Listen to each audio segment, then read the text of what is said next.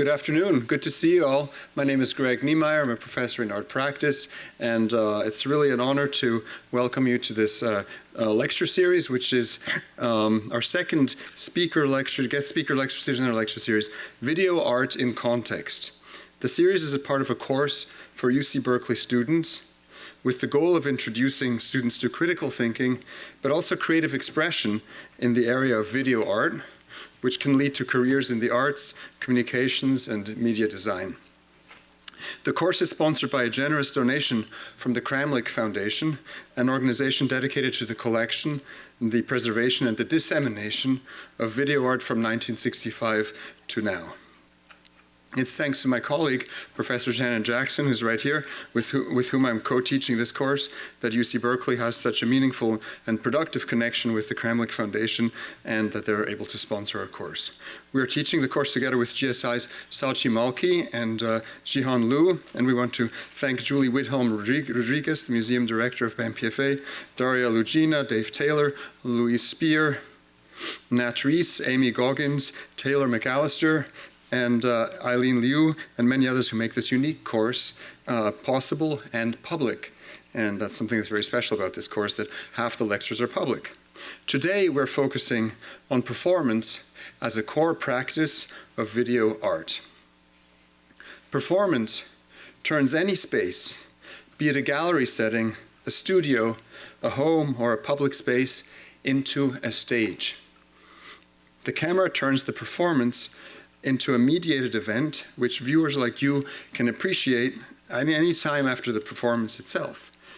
Earlier this week, we discussed how some performances and some video art aims to build discomfort, indignation, or even anger in the audience. This discomfort is an essential part of the medium. Some performances, on the other hand, seek to elicit joy and aesthetic pleasure in the audience, which is equally important. Some performances seek to elicit both joy and sorrow at the same time. February is Black History Month, and it is a time to celebrate the many, many achievements of African Americans and the contributions of Black people to the soul, the identity, and the hope of this nation, the United States. It is also a time to acknowledge the long road ahead to equity. Our speaker today, Professor Nick Kay, embraces all these themes and many more in their performance and video work.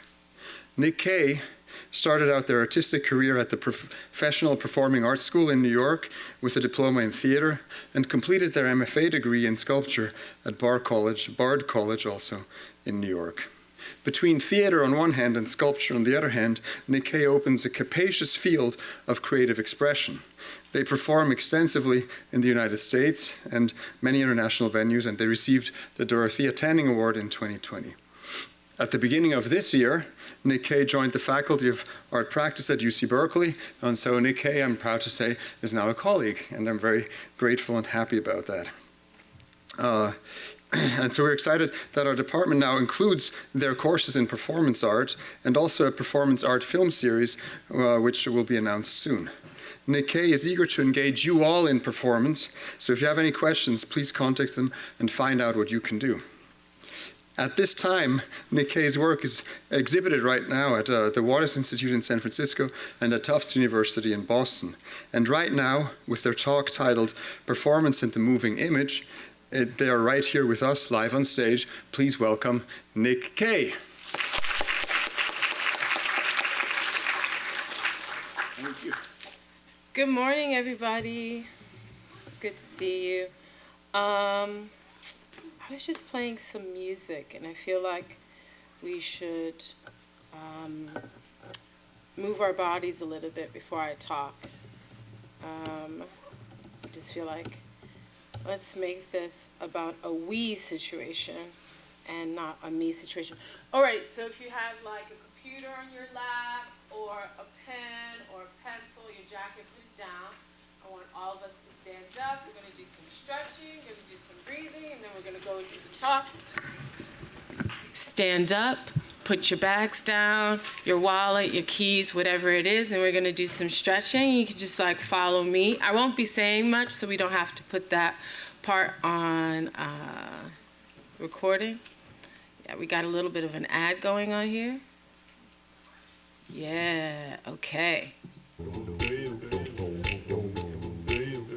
Can't really hear it, but maybe you can hear it? Yeah? Okay. So, feet, shoulder width apart. Yeah, soft knees. And we're going to start with rolling our necks. Yeah? Let's just get that. A good roll in the neck. Yeah. Chin to chest, ears to shoulders. Let the head go back. Let's breathe into this. Breathe in. And out. Let's hear some deep breaths. Breathe in. And out. Your head in the opposite direction. Right, go left, go left, go right. Yeah, let's do some nods. Like, yep. Maybe you find the Doom, doom, doom, doom, doom, doom, doom, doom, doom, doom, doom, doom, doom, da. Doom, doom, doom, doom, doom, doom, doom, doom, doom, doom, doom, da. Yeah, let's circle it out. Maybe yep. Ba, doom. Body take Boom, it boom, easy. boom, First, boom, then boom, stop. boom, boom, If it feels good, breathe into it. Opposite Rap, doom, direction. doom, doom. Yeah. Rap, Now we go lower rap, section now. Bop, bop, bop. Let's do it doom, out. doom, doom, doom, doom, doom, Yeah, doom, let's get that doom, neck doom, straight. doom. All right, let's go. Doom, doom, doom, doom, boom, boom, boom, boom, boom, boom, boom, boom. All right, shake out the Got, got, got, got, got, got, got,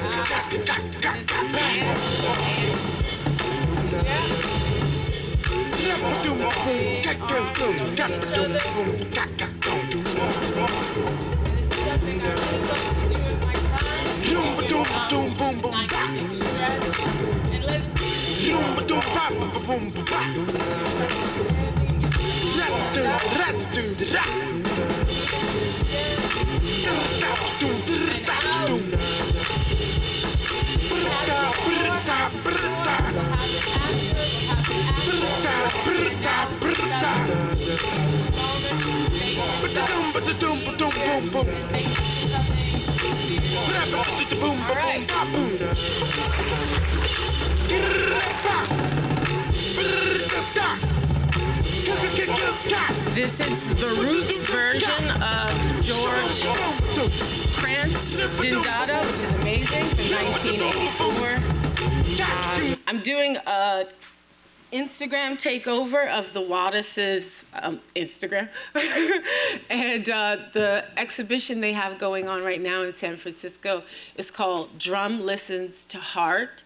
And I was really excited about this particular song by George because it's one of these moments where there are so many iterations so that you often don't remember or know who the original creator was. And I was introduced to this song through an artist called Kevin Aviance. And it's a beautiful, beautiful version. And I saw it live first, and I had thought that this person had made up this amazing non-lyrical thing. And it was an inspiration, but every version, similar to this one, is so different, right? But they're built on this idea of like having the voice embody percussion, which I feel like when you think about the drum listening to heart and vice versa, it says a lot. So let's start with that. My name is Nick Kay. I am from the Bronx, New York City, and I recently came to this wonderful place in September of this year.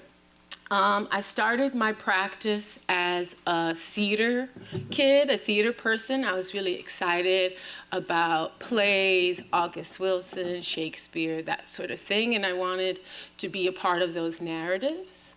After high school, I realized that based on my identities and the interests that I had, theater would just be a heartache within itself, and that I wanted to develop a practice where I could tell my own stories and figure out how to have autonomy in my art practice.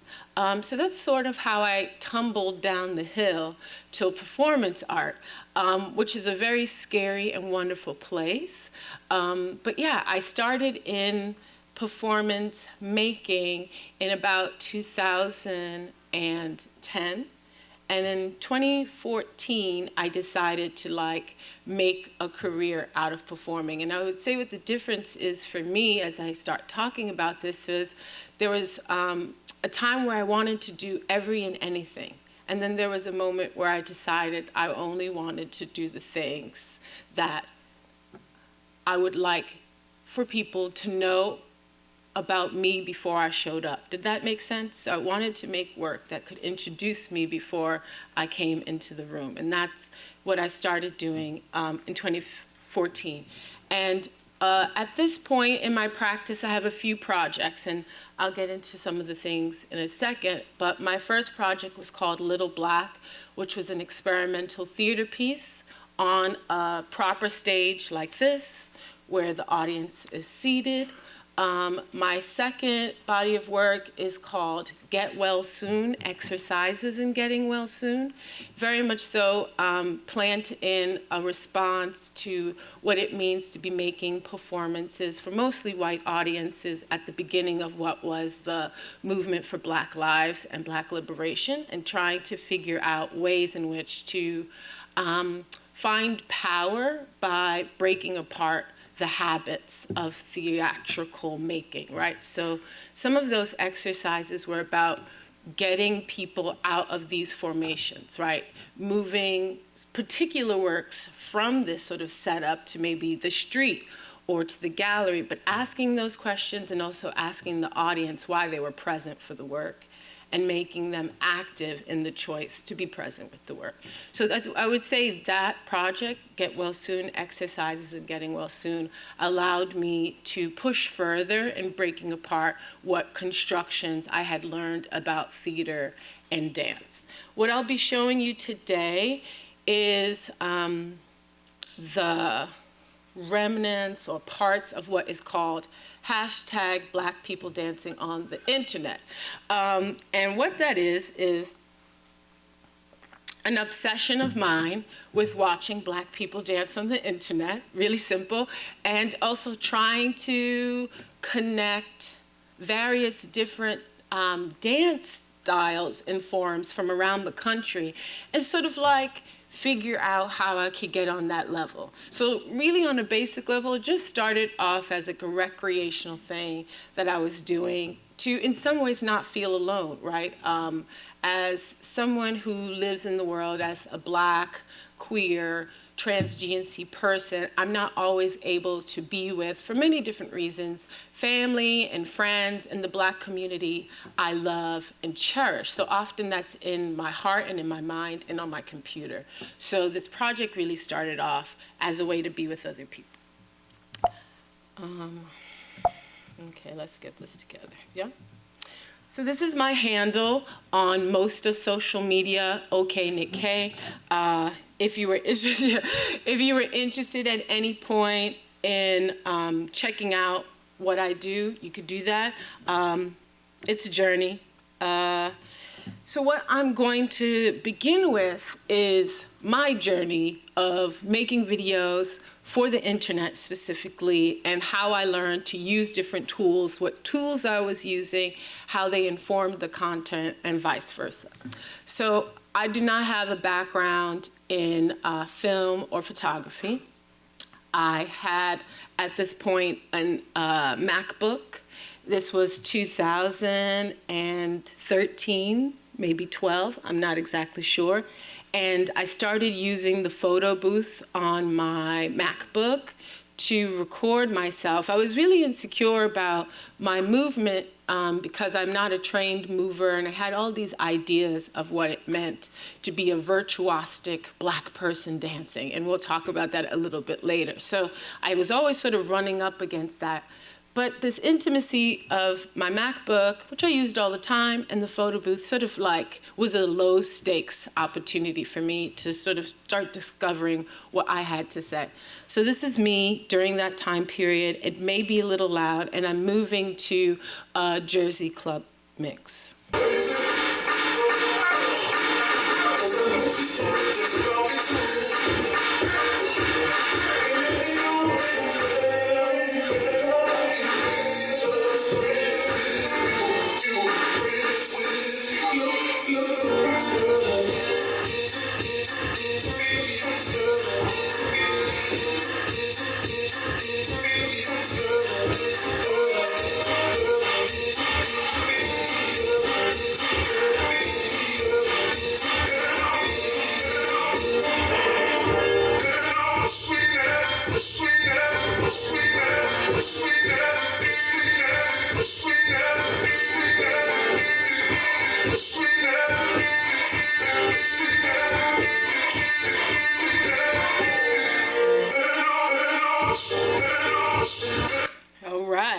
So that was a really scary moment, but after doing this, the original video probably was like 2 minutes, it's much shorter than that. I shared it on Facebook, and it was a wonderful moment of having people come into an intimate space with me, but with a sort of boundary, right? Like I could step away from it and look at the comments and talk to people about it, but it wasn't in the moment. It's not like dancing in a party or being on a stage. It was a different type of presentation, and that was really important to me.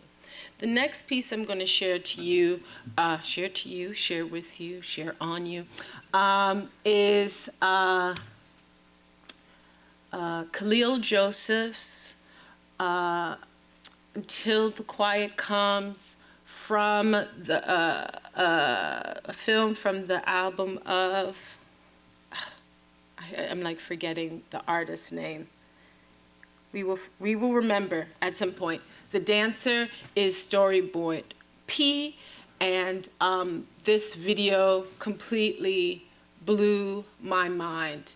And in this, I want you to think about, of course, Khalil Joseph as a filmmaker, but also him as a dancer and a choreographer in relationship to the movements and the style of Storyboard and the song, right? And the ways that it'll fluctuate. Yeah, I'll go more about that, but it's really beautiful. If you haven't seen it before, let's watch it together.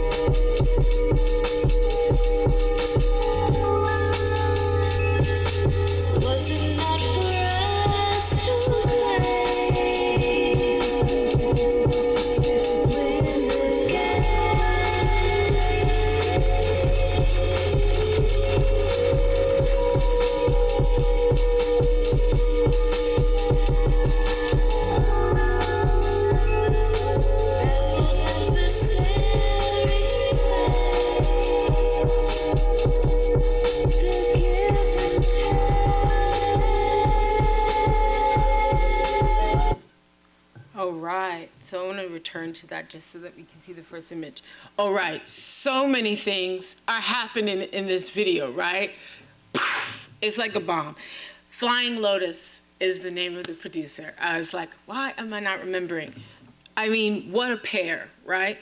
What, surface level, what's amazing about this is that you have one, and I'm going to use this word intimacy, and I'm going to try and figure out some synonyms, but the way in which you are invited into this very scary and catastrophic and in some ways last moment rewinded of this person is just, in my understanding of choreography, I'd never thought was possible, right? I've been watching music videos most of my life, MTV, VH1, BET, all of it, right? But there was something about how they choreographed this that eluded me. And what I learned later is that Storyboard P dances like this. So it's not actually what we think in relationship to it being reversed, like this person can do this with their body, right? So it was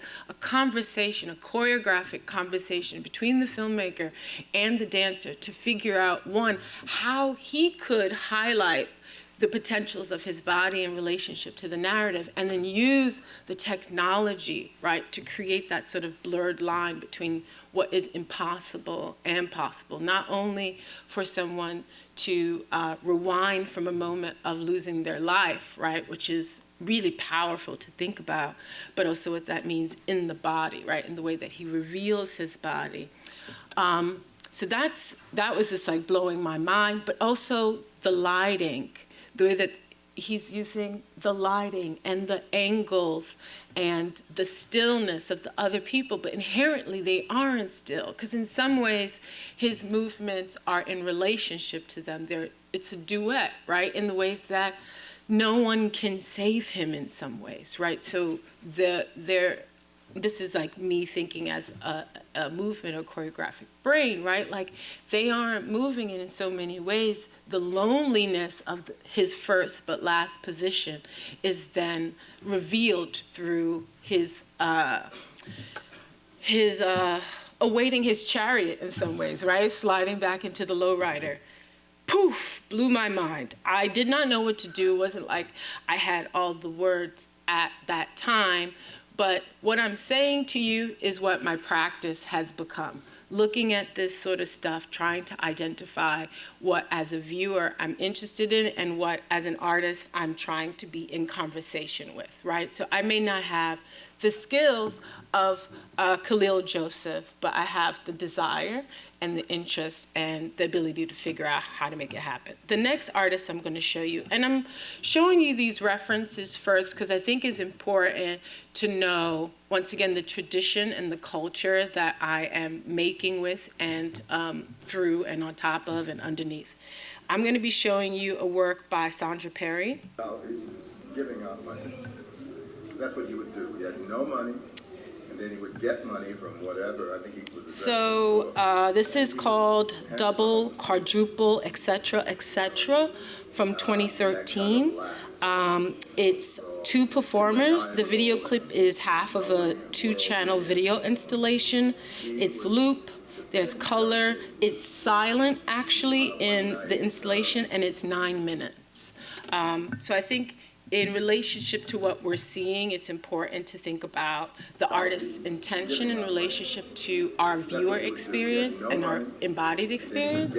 But I'm showing this today because this is another example of me seeing myself in someone else's work, but also thinking about the impossibility of this movement, right? Where's the arm, where's the leg, where's the head? What is being communicated, and also the ability to see blackness in this, although there is no black body, right? For me, based on my cultural references, what I know to be true, I see it. And that was really, really explosive for me in relationship to thinking about Black diasporic performance histories and Black art histories, and I'll talk a little bit more about that, right? So in relationship to dance and theater, most of what we know in this country about that is Black culture and Black art, right? You don't actually have to see a Black person dancing to see them dancing. I don't have to take center stage and move for you guys to potentially think about all the people who've moved before, and I'm moving simultaneously with them, right? When people think of dance, they maybe think of Michael Jackson's Moonwalk. It is just synonymous. You could almost say dance and only think of Michael Jackson, right? So for me, as a performer, I believe I'm always contending with those histories.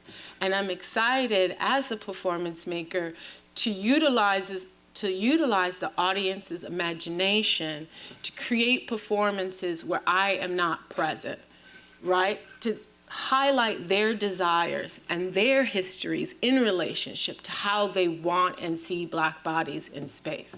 And this is an example of how I believe an artist was doing that work, and how I would like to be in conversation with both this, but Michael Jackson and Alvin Ailey and Storyboard P and Jalea Harmon, who created The Renegade, right?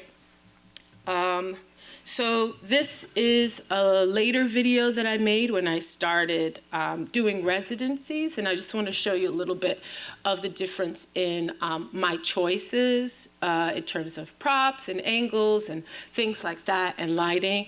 So I'm in a dance studio, which was probably half the size of this room.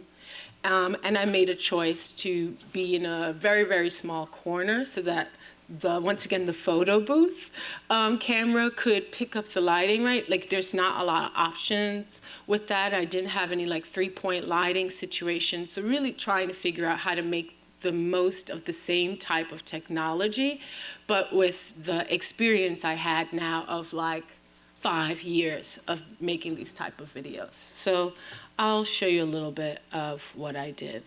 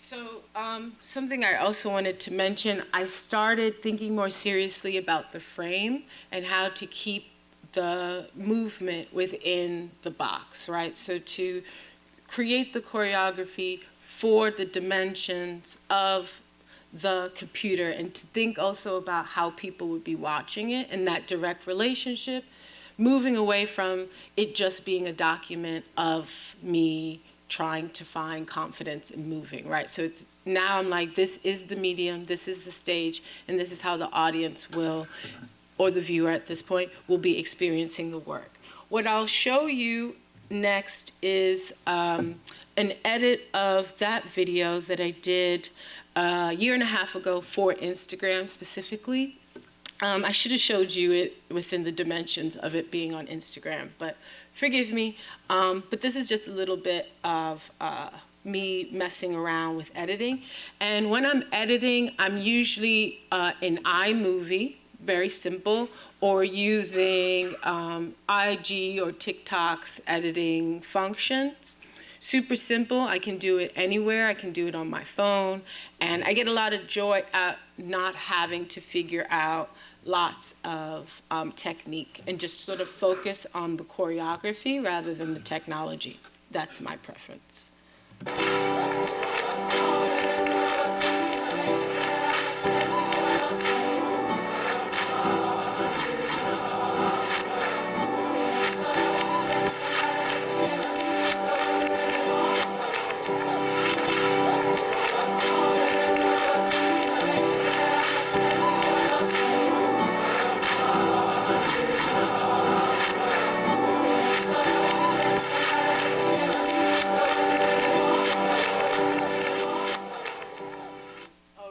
So what I really wanted to highlight in that was that there are moments between the freeze frame and the rewind where you can see my shirt fluttering from the fan that I feel like in the first version you weren't able to see, and that sort of textures are really exciting for me in trying to use this software to sort of re-choreograph in some ways at this point that I wasn't able to achieve with my body, right? So I know what my limitations are in real time, and I try and focus on what I can do in order to be an expert of me and to be virtuosic in why I feel it's necessary to dance and what I want to communicate. So Storyboard P is someone that's always in my mind, but I don't have his flexibility, right? But I have that drive and I have that interest, and I come from a similar cultural background. So I think the technology helps me explore that in some ways. This next video I'm going to share with you is one of the first videos I posted online that didn't include my body. which was a really scary thing to do in relationship to ownership and appropriation. But this particular video, not the invitation, but the impetus to work with it was because this person in the video was posted on Facebook like maybe 10,000 times, and all of the comments and the framing was about their gender not being known and sort of shaming them for dancing on the street and being like, just all of the horrible things we know people say on the internet because their face can't be seen, right? And you can't like hold them accountable. So it was just awful because when I saw the video, it was exactly the type of confidence that I was trying to build to be on the streets and do the type of work that I wanted to do that at that point I didn't have the courage to do, right? So once again, watching Black people dancing on the internet was me thinking about my personal relationship to this person, but also as an artist, how to continue to expand my what I was able to do in my practice. So this person's name is Keonce. I learned that through the internet later on. I've never been able to contact them, but I think that's important to say, and that this person's pronouns I do not know, so I'm using gender neutral pronouns, and that this was in Philadelphia. So this is an edited version of the original video, and I added Erykah Badu's I've been going through it all. I've been going through it all. I've been going through it all. I've been going through it all. Yeah. Back all against the wall. Trying hard not to fall. Yeah. All I wanted was to ball. Right. I've been going through it all. Yeah. Back all against the wall. I only got one call. Yeah. Who the fuck do I call? Tyrone. I ain't got no friends. Right. All I got is my fam. If you don't really give a fuck, then I don't really give a damn. Shit. Fuck all these other niggas. Yeah. Don't wanna do a song with you. Right. If you wanna know what I'm thinking, then follow me on my Twitter. I think I've been too nice, right. But this is where the shit ends. Awesome. So the video is much longer, but if you know Vogue dancing and the different categories, soft and cunt, femme queen performance, butch queen up and drags, whatever it is, there is a culture of identification and categorization in the types of moves that you do and the ways in which you're judged at a ball. And in some ways, passing is also really important for some of the judging in the categories. So also what I was dealing with as someone who was brought up in the Kiki ball scene is how also do we give an opportunity for everyone to get their life? I don't know if you know what that means, or for everyone to get their tens and what it means to be in a marginal community and on the margins of that marginal community and be scrutinized for not fitting into some norms. So not only was this person being ridiculed online, but I was also really excited about the way in which they were embodying their performance and the way that I was reading a femme queen performance from this voguing style and the way that people are passing by in the video, and this person is so focused. And there's like an intention and a goal, and the headphones come out at some point, right? And the music still is like inside this person. There's just so much happening in it. And with the edit that I did, which is much longer, I wanted people on the internet to have to sit with it for a little longer. If they were going to laugh, or they wanted to see the dip, or they wanted to see what would happen after the truck passed, that they would have this song in relationship to it, which I felt like spoke to a certain type of melancholy that was present at that moment in what I felt like was my Black community. And seeing if I could create a different type of like power relationship maybe. And also just like having the video online, putting a hashtag and writing a caption that I thought was respectful. And then that exists in parallel to what was like a really disrespectful Kiki. So what I'm going to be transitioning into now is a series of photographs in which you have like a freeze frame, and you have the body once again in various states of like appearance and disappearance and contortion, and the difference between the stillness and the like identifiable bodies in the round versus the person in the middle. Also, you know, in Black diasporic dance cultures, the cipher is very important, right? And the cipher is a circle, and there is a person inside the circle, and it's an extremely vibration, energy-wise, transcendent experience if done with presence and intention.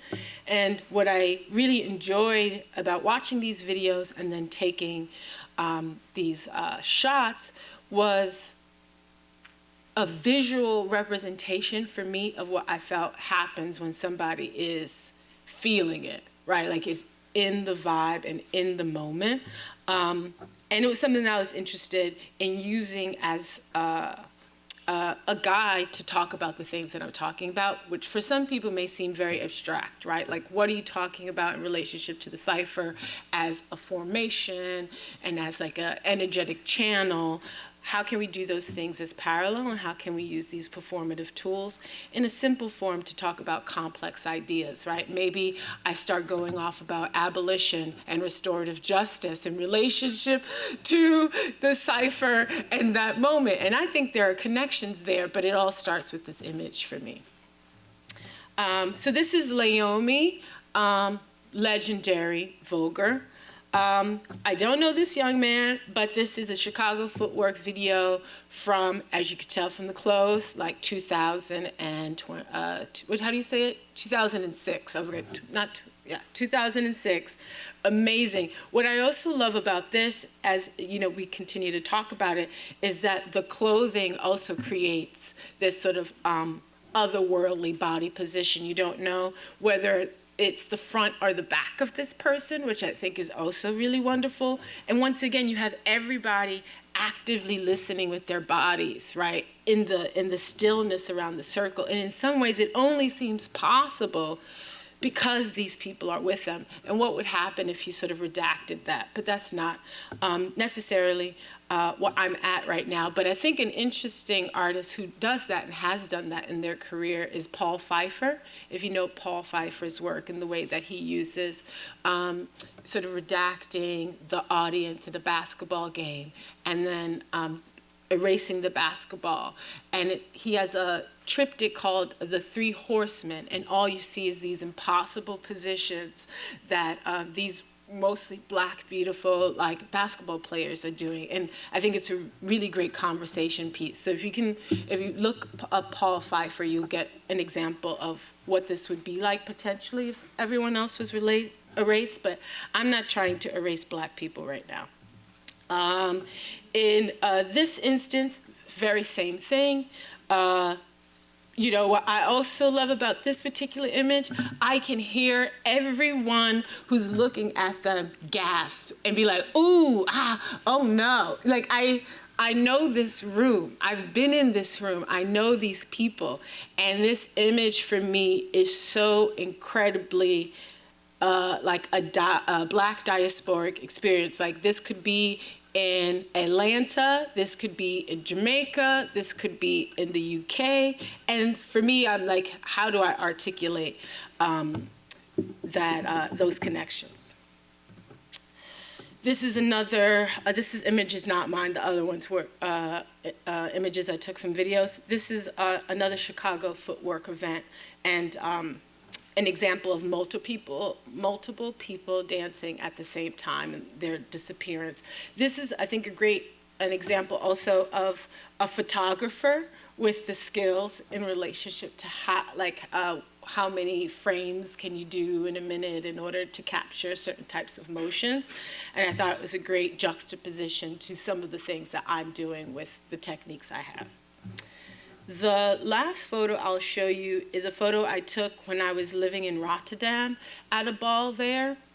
And at the time, I did not understand that voguing culture had like expanded beyond New York City, Manhattan, the Pier, to be in Rotterdam with people who were speaking Dutch, who were from Suriname, but Black, and I didn't know where Suriname was. And it was just this moment where the movement widened my understanding of how Black experience is global, but also, and this is important as I continue, that Black dance practices, Black cultural practices aren't just an aesthetic exchange, it's a political exchange, right? Because voguing isn't just about forms and getting your life. It is about what happens when, oh God, I was getting emotional. Ooh. Oh, you know that happens to you sometimes? What happens when you are in a state of urgency, right? And you need something in order to make sense of living, and the formations and the movement come as a way to transcend the unbelievable violence and the impossibility of your life. And I think there's something really special about being in a place like Brazil or in Rotterdam and being like, I'm not alone, and that this is not just a geopolitical situation in New York City, but we are collectively struggling against white supremacy and all the things that make it impossible for us to live the beautiful and bright lights we want to live all the time. But in this particular moment, this person was levitating, you know?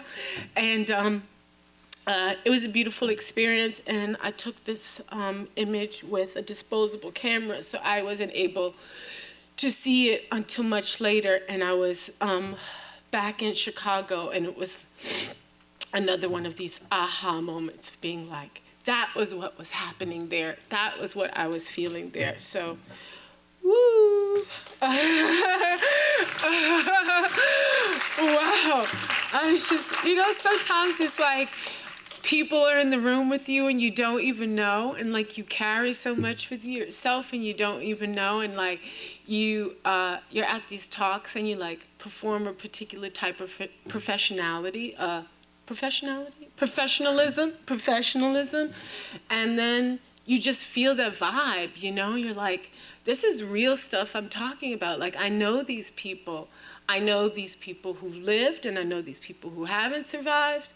So it's not just like an objective or an aesthetic-based conversation. It's like a life conversation, you know?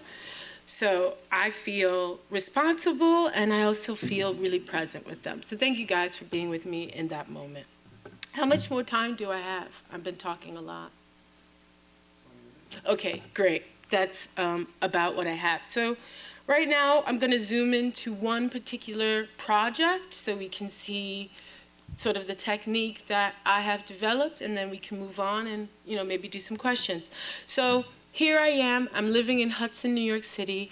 Not New York City, Hudson, New York. There's nobody around but me and my kid. It's the middle of the pandemic. I'm living on a farm. It's mostly trees and frogs and foxes, and there's no other Black people but me, my partner, and the baby. And it was a very difficult moment to try and figure out how to continue to make the work that I have been telling you I'm making without those stimulus. And I had the internet, but sometimes it just doesn't, you know, give you the like sweat and the flesh and the urgency of people around. So this is me trying to feel the vibe in my yard. You may hear my baby in the background. I'm moving to Theo Parrish's This Is For You.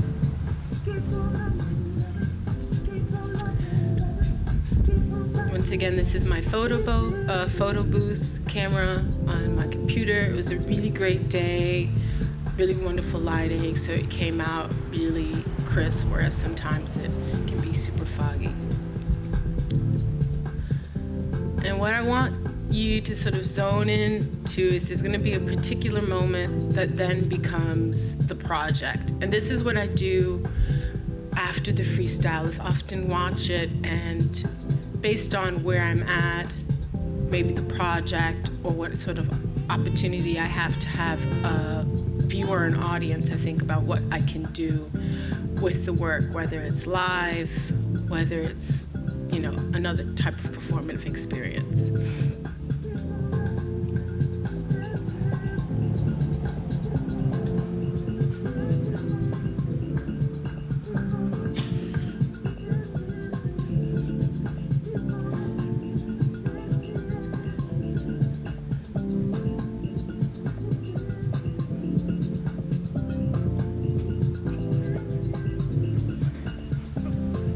Okay, so I'll stop this here.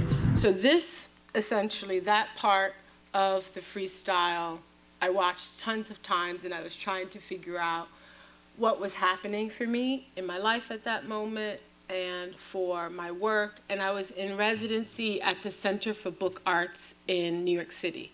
And I'm really invested in like works on paper, and I love books, and I love the intimacy of people being able to hold something you spent a lot of time with. And I had previously made a book called Cotton Dreams, which is really cool, different type of thing. And I was excited to think about, you know, the pandemic was happening, and the Center for Book Arts is in Manhattan, and I was in Hudson, and that's like a 3-hour drive. So I didn't have, you know, the press, and I didn't have the tools in order to bind and glue the book. So I thought about how I could potentially do something else. And I'm still in this world of hashtag Black people dancing on the internet. So what does the internet have to do with books? This is the edit of the video I created.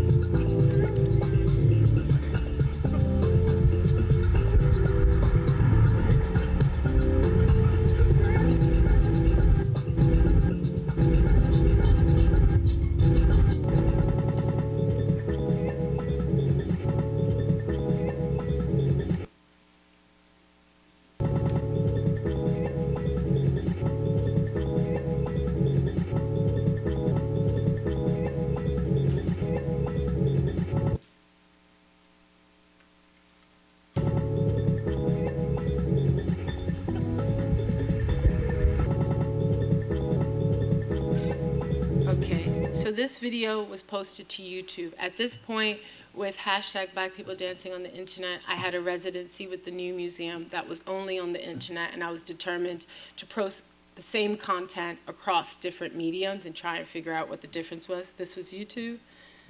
I posted the video on Instagram. This is other posts that I made as a part of that residency, and I wanted you to just see what I was trying to do in terms of the positions of the body and continuing to work with shapes as it relates to the internet, so similar to making videos for the photo booth and the sort of rectangular nature of this, and then the square of Instagram. This is a description that I made, so I started thinking about how to describe movement and video, and could you create descriptions that could replace the video.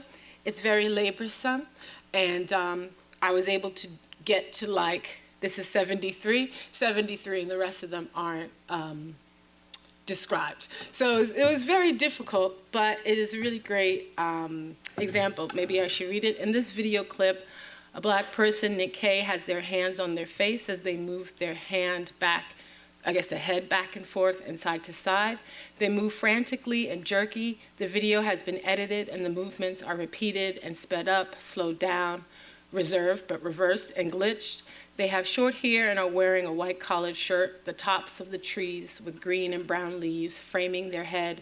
A blue sky peeks through the leaves. So I was like, okay, maybe that is a way to continue to think about expanding this practice. And I gave you what will be close to the end of the talk. So as a culminating thing for this book art residency, I said, I've been working on this project with the New Museum and on the internet. What would it be like to lean into how I obscure myself in this dance, in this performance, right? Not allowing the audience to see my face, which is pretty much what people want. They want to identify you, they want to relate to you, and that's what we do first with people's face, right? Their eyes, things like that. What happens when that is not there? What sort of longing and anticipation can I create with that, and can that translate to images? So what you have is a 26-page clear photo album. I took screenshots of the edited video, and I ordered them in the way that the video is ordered, and then I created different formations, thinking about how someone who interacts with this could re-choreograph the dance in a sort of sculptural way, right? So as a book dance, but still remaining separated from that, right? Because although they can hold me in a way, it's mediated through this material, but they also never get to identify me in the ways that we identify people, right? Which is with the shapes of the face and the eyes and things like that. Yeah, so I want to stop there. I'll say that this project continues. I have relearned the dance from the books, and I have performed it live based on the choreography from the books, if that makes sense. So sort of continuing this with this sort of iteration. The performances live have been a failure because it is really hard to repeat something that is made for a particular box, right? So I showed up to the performance, and it was my first performance out of the pandemic, if we could ever say we're out of the pandemic, and I forgot the rest of my body. I didn't know what to do with the rest of my body, and I was just, this is it. I mean, it was okay if you know, because you like performance, but you see, I didn't know how to, like, the dance was in my head because I saw the images. So I was doing all these things, but I didn't know what to do with the rest of my body, and the tension and the duration was impossible. The song is 12 minutes. It was quite a lot, and I couldn't breathe. So I think it is also important to sometimes talk about the ways that things are not translatable, and what happens when you have to like be with that. And yeah, thank you guys so much. I really appreciate it.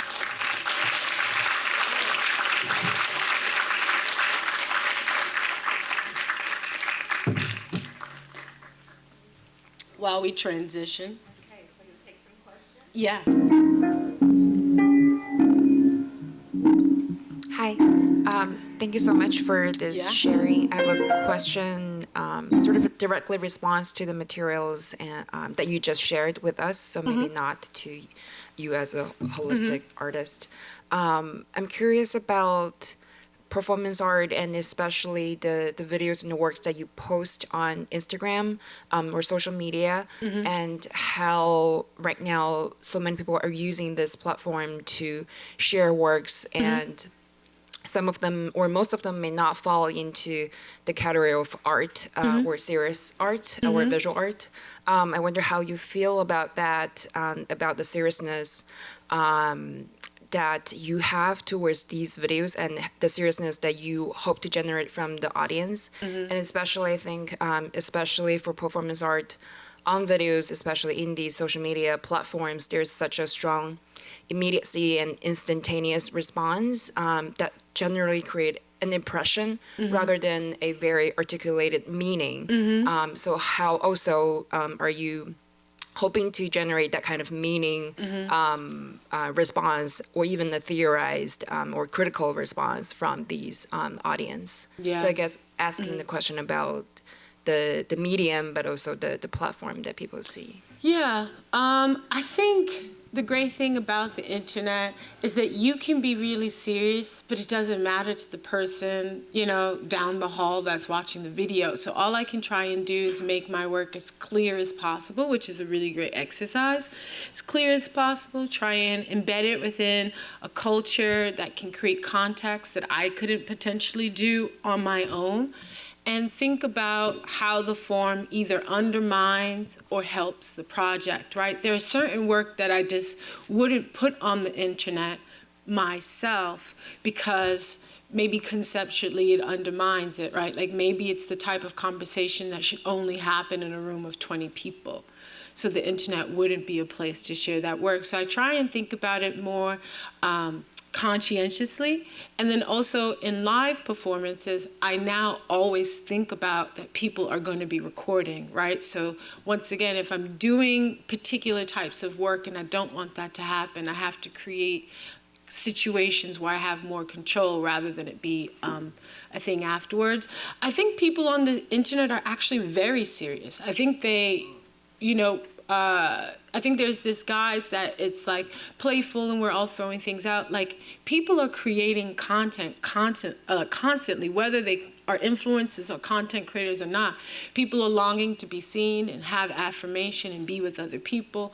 And it's a very serious thing, right? Which is why there's constant conflict around hating and opinions and politics and things like that. So I agree with you. It's like definitely a negotiation between what I have as a career off the internet and how to make sense it on the internet, which is really so many limitless possibilities, but also some stark boundaries based on the applications and their like algorithms and stuff like that.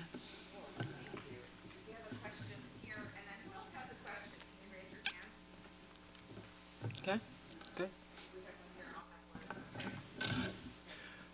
Thank you so much for your talk. I guess I have two questions. Is that okay with you? Absolutely. One is, I actually just had watching this video. I'm wondering if you could talk about how you accept simplicity in art making. Watching this video, the elements in it are really, really simple, and there's not like there's not a ton of layering happening. And I think as an artist, it can often feel like there needs to be a ton of layering to make meaning. And I wonder if you could talk about that. And that's how you know it was the photo booth. Okay. I would say that I always, people often, when you're doing programming in museums, they're always like, how do we get underrepresented audiences in here to look at art? Or like when you go to schools that don't have art programs, they're like, how do we introduce inner city children to art making, right?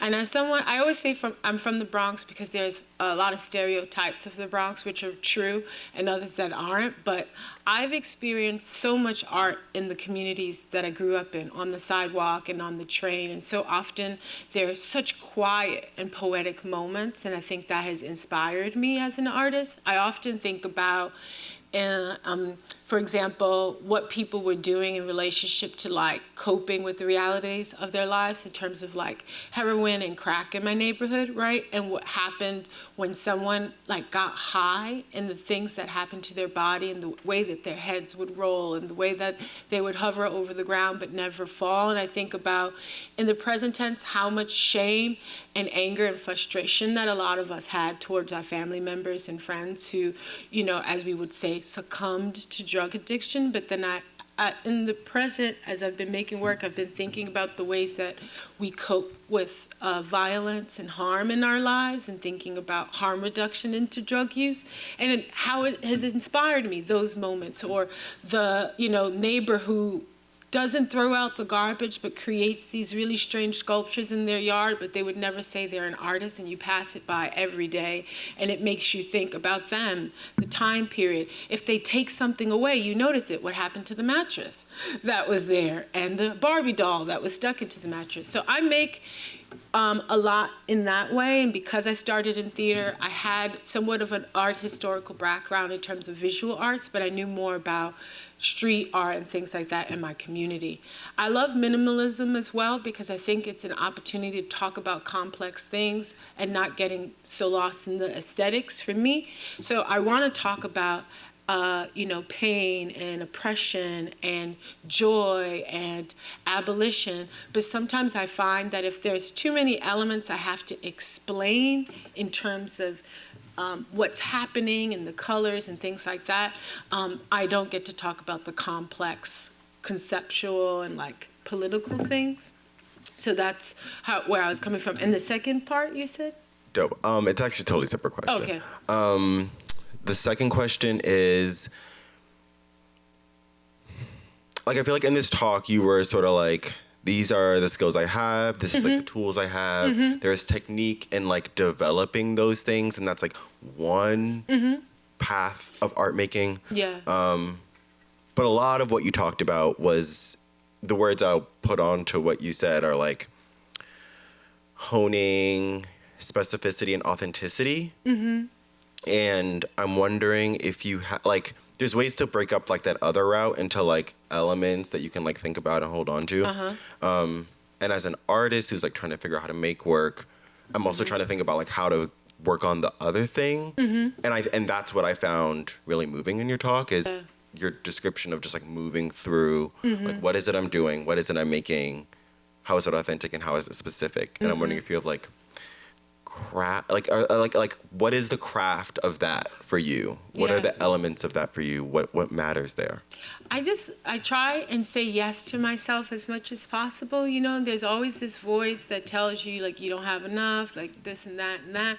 But I just like am insistent and persistent with myself, you know, and I'm like, if you're still using the photo booth camera because that's what you have and that's what it's there, and you haven't made the work and you haven't been to the studio and they gave you the residency and you said you were going to use the space to make the work, but you still are making it on your photo booth, that's where you are now. So like really just trying to affirm myself, even when I get other tools and things in life happen where I don't become an expert in that, just remembering like, this is why I'm making the work, right? All the things that I said, and that like, I have to also feel loved and cared for in that process. And if a particular technique that I said I want to learn isn't like sitting, or I don't have enough time, that doesn't mean the work can't happen, you know, because it's not about premiere.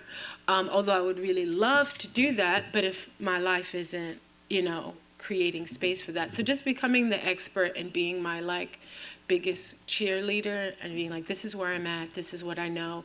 And if actually, you know, making the book art is the way to continue with the aesthetic and have the immediacy, then that's it. You're a book artist, you know what I mean? And affirm that that's where you are. And I think also just a little quickly, like as a young Black person, I feel like so often the expectations are so low that it creates for me a freedom, because it's like, okay, you don't expect me to be here. You're surprised that I know how to talk in general and describe what I want, what I've experienced. So I'm out here. I'm going to do whatever I need to be present, because actually it isn't about you. It's about me, and it's about the people who I like am making with, you know? So that's sort of what I tell myself in the studio as I'm like,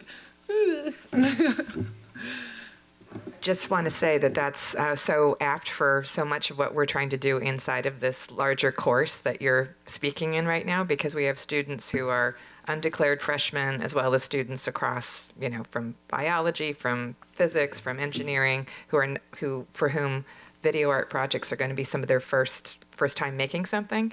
And it to me just is so great to hear from you about, you know, using the tools that you have and and meeting your own ideas with the techniques you have. So I really appreciate that. Another thing I just wanted to ask about, we've been talking about the relationship between performance and video, and how often early video art came out of documenting performance. And then gradually starts to be its own art project. yeah. What I feel like I hear from you is that, to some degree, but then also the way that video and these techniques have expanded your performance repertoire. It's sort of a next level, next stage. Is that?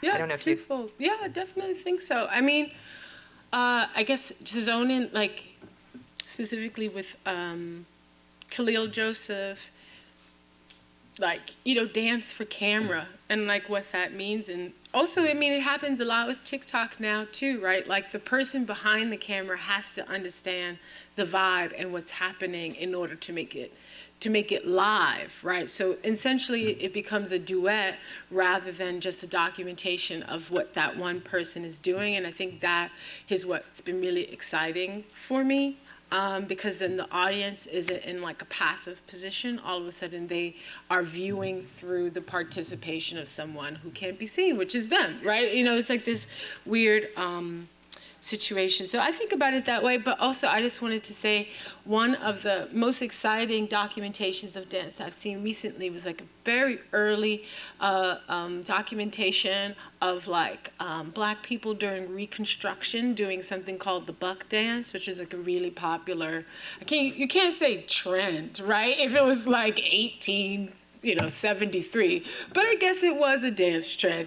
And it's amazing watching that happen, because also I was thinking inherently, even though they don't have any idea what the camera is in the way that we understand the camera, whatever they're doing wasn't the same as it was before the camera was present.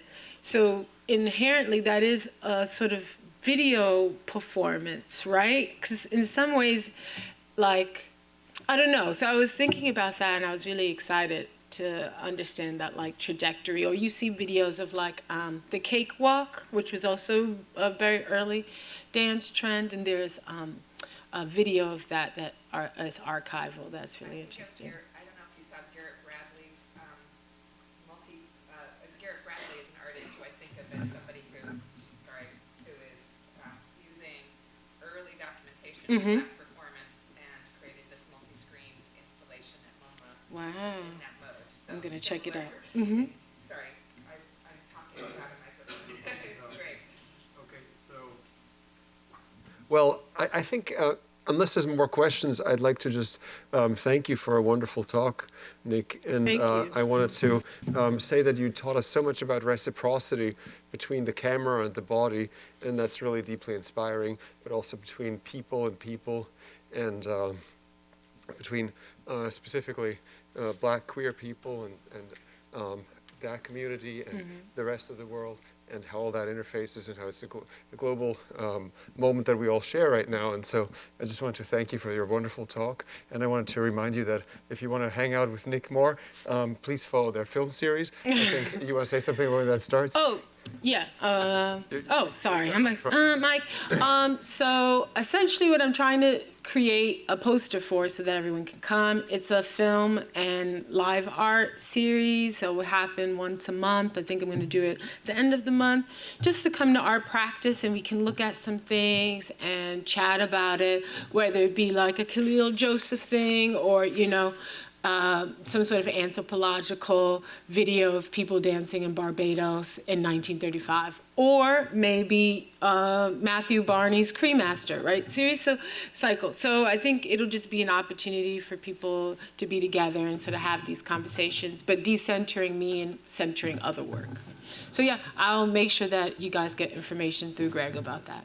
Thanks. I'll be there. Thank you. Thank you for the wonderful talk. Thank you all.